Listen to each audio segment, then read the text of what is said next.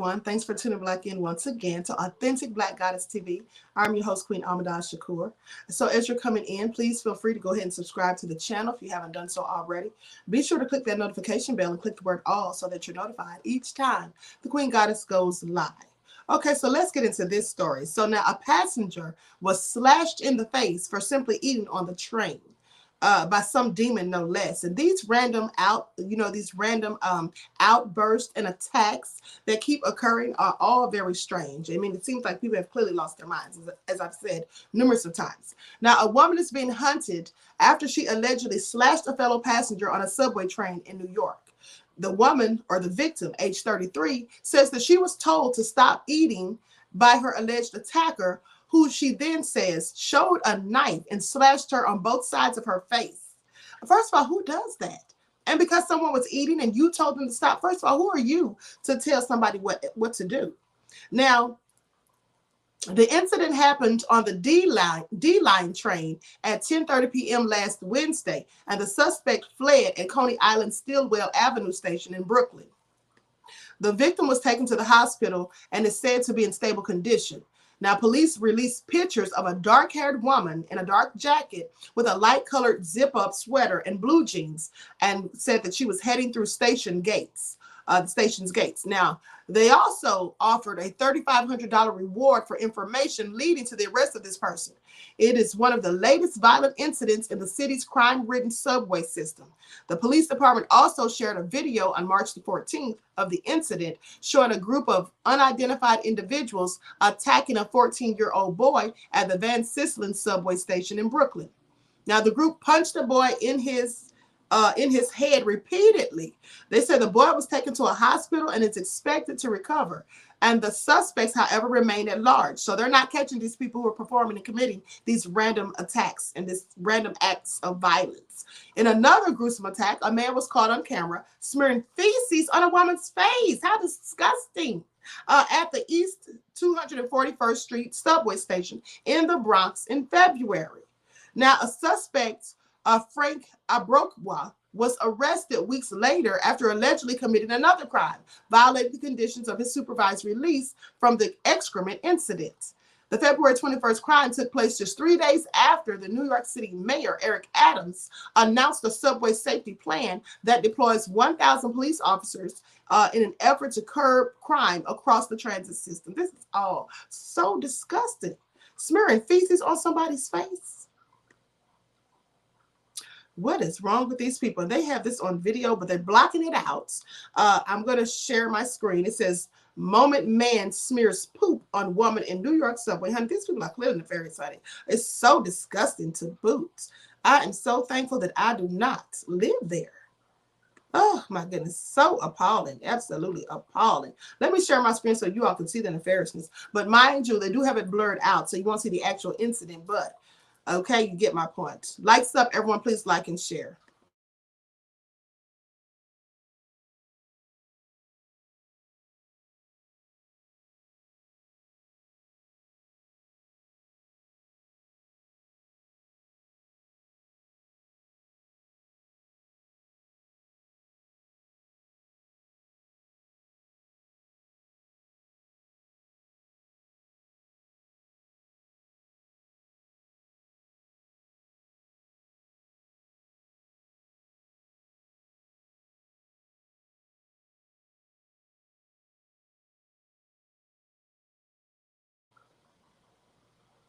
Who does something so disgusting?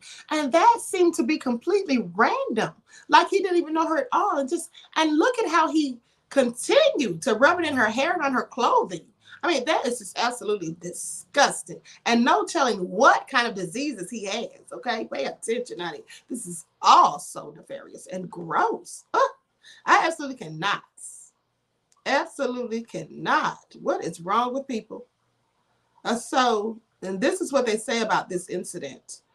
They say a man smeared poo on a woman, and a different suspect was arrested after hammering another woman in the latest continued crimes in New York City subway system. Surveillance footage released shows the moment that a man wiped human feces on a 43-year-old victim while she was sitting on a bench inside the Wakefield 241st Street station in the Bronx. Now, the clip from the incident says that it occurred around 5:15 p.m.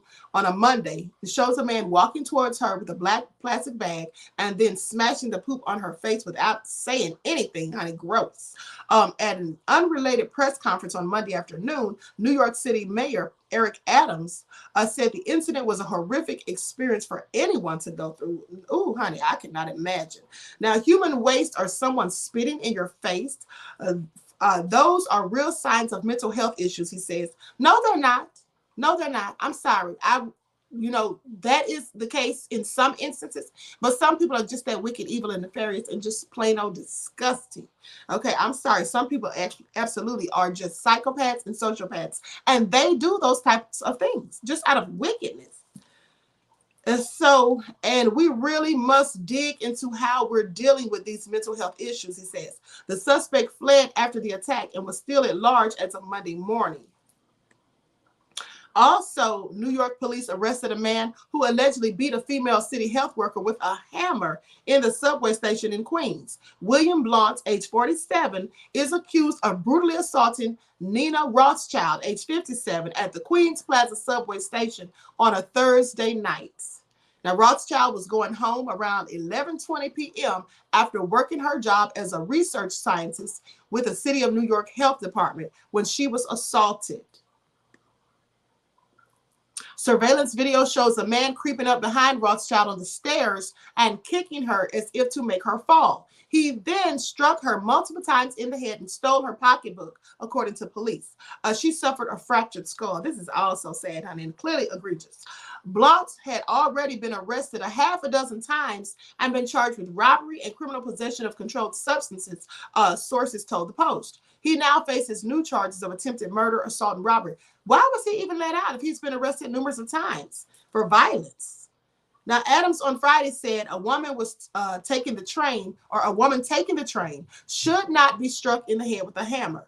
Crimes keep occurring despite Adams on February 18th implementing his subway safety plan that he says means no more smoking, no more doing drugs, no more sleeping, no more barbecues on the subway system.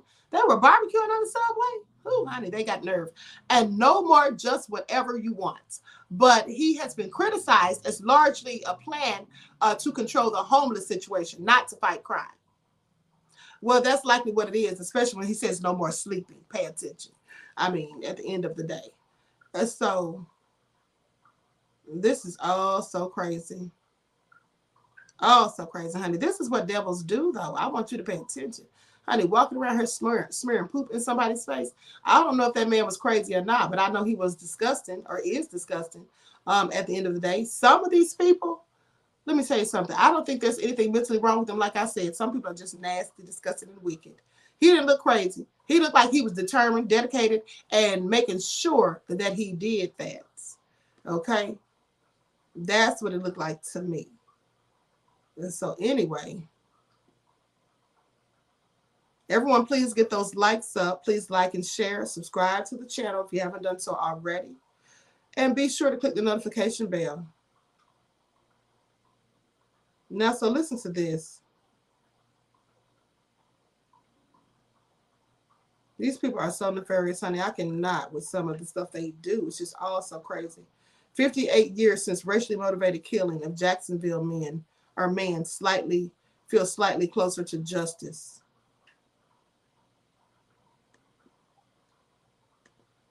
So let's talk about it.